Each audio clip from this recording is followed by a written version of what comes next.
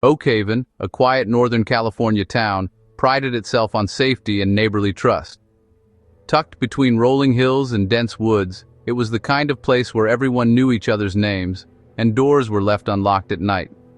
The Miller family, Jim, a dedicated teacher, and Brenda, a compassionate nurse, were the heart of their block. Their warmth and kindness made them beloved by neighbors, and their home was always open to friends and family. Their home on Elm Street was filled with memories, laughter, and the comfort of routine. The walls echoed with stories, and every corner held a piece of their shared history. In 1988, before cell phones and the internet, life felt simple and secure.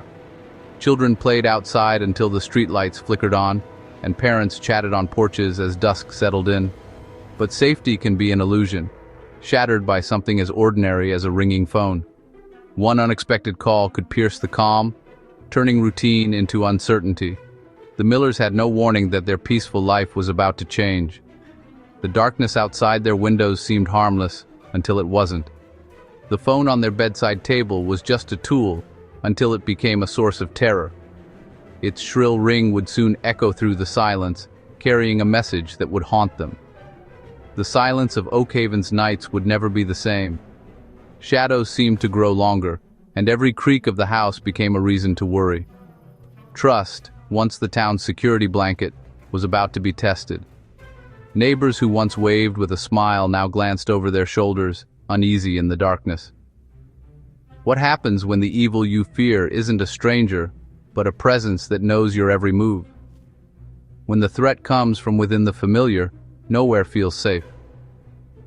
For the Millers, autumn arrived with beauty, and a darkness lurking just beyond the edges of their lives.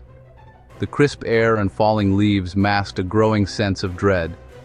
The silence of the night was about to be broken, and Oak Haven would never be the same again. The first call came just after midnight, slicing through the stillness of the Miller home like a knife. Outside, the world was silent, but inside, everything changed in an instant. The shrill ring jolted Jim and Brenda awake, their hearts pounding as they stared at each other in confusion and fear. Jim answered, his voice trembling slightly, but only silence greeted him on the other end, an empty, chilling void. He hung up, unsettled, trying to convince himself it was just a wrong number, a harmless mistake in the dead of night. But an hour later, the phone rang again. Same silence, same creeping dread that crawled beneath their skin. Night after night the calls continued, always after midnight, always silent, turning their once peaceful nights into a waking nightmare. The Millers' sanctuary became a place of anxiety, every shadow and sound feeding their growing unease. Desperate for peace, they tried leaving the phone off the hook, hoping to block out the relentless intrusion.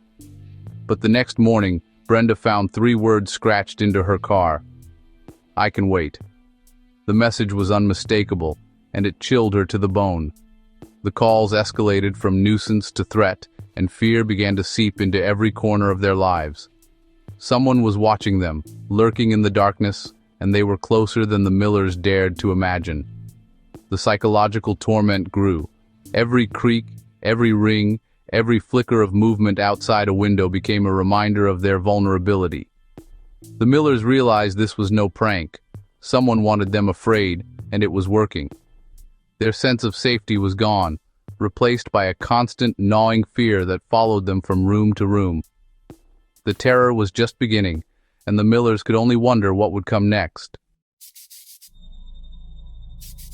The scratch on the car shattered any illusion of safety. Subtle disturbances followed, moved garden gnomes, misplaced newspapers, small signs that someone was invading their lives. Then, the calls changed. One night, Brenda answered and heard a low, raspy whisper. Her name. The voice described their clothes, their home, intimate details only an observer could know. The Millers searched for bugs, checked every window, but found nothing. Their home felt violated, their privacy stripped away. Sleep vanished. Every night was a vigil. Jim grew irritable, Brenda fearful. They stopped answering the phone after dark, but the ringing itself was enough to terrify them. The caller was a ghost in the machine, haunting their every moment. Their sanctuary had become a prison. The psychological toll was immense. The Millers were trapped, and the tormentor was always listening. Desperate, the Millers went to the police. Officers suggested it was a prank, but the calls continued, even to their new, unlisted number. The police chief, Frank Davis, took the case seriously, assigning detectives and patrols. Word spread. Oak Haven was gripped by fear. Neighbors locked doors. Suspicion replaced trust. The Midnight Caller, as the paper dubbed the tormentor, became a local legend. Then, another family, the Garcias, received the same calls. The terror was no longer isolated. It was random. The police were overwhelmed, the town paralyzed by paranoia. The Midnight Caller held Oak Haven hostage. No one felt safe. The phone, once a lifeline, became a source of dread. The town's security blanket was unraveling. The police turned to the phone company, but tracing calls in 1988 was nearly impossible. Detectives dug into the Millers and Garcia's lives, but found no clear suspects. The investigation bred suspicion, dividing the community. Then, a teenager's photograph revealed a shadowy figure outside the Millers' house, holding something to their face. The image was grainy, the figure unidentifiable, a ghost on film. Police canvassed the neighborhood, but no one recognized the silhouette. The clue led nowhere, deepening the mystery. The Midnight Caller remained a phantom. The town was left with more questions than answers. The fear persisted, and the calls continued. Months slipped by. The calls persisted, echoing through the quiet nights, and the case grew cold. Each unanswered ring became a reminder of the fear that had settled over Oak Haven, a shadow that refused to lift. The town tried to adapt, but for the Millers and Garcias, moving on was impossible. Their lives were marked by anxiety and sleepless nights, haunted by the voice that had invaded their sanctuary. Then, when hope seemed lost, a break came unexpectedly. A routine traffic stop on a chilly evening. The driver, Martin Snell, appeared nervous. Officers searched his car and discovered notebooks filled with the Millers and Garcias' names, along with chilling details only the caller could know. Snell, a telephone lineman, had used his unique access to the town's phone lines to terrorize families, exploiting his position of trust. Police also found binoculars, a voice distorter, and detailed maps of Oak Haven, tools that made his campaign of fear possible. Under harsh interrogation lights, Snell finally confessed. The calls were a twisted game, a way to control, frighten, and manipulate his victims from afar. He admitted to exploiting his job to invade privacy, listening in and watching from the shadows, always one step ahead of suspicion. The Midnight Caller was not a monster from nightmares, but an ordinary man hiding in plain sight, someone no one would have suspected. At last, the town's nightmare had a face. Relief swept through Oak Haven as families embraced, grateful the ordeal was over. Yet, even as the terror ended, the scars remained, etched into memories, lingering in every late-night phone ring. The story of the Midnight Caller would haunt Oak Haven forever, a chilling reminder that evil can wear the most ordinary face.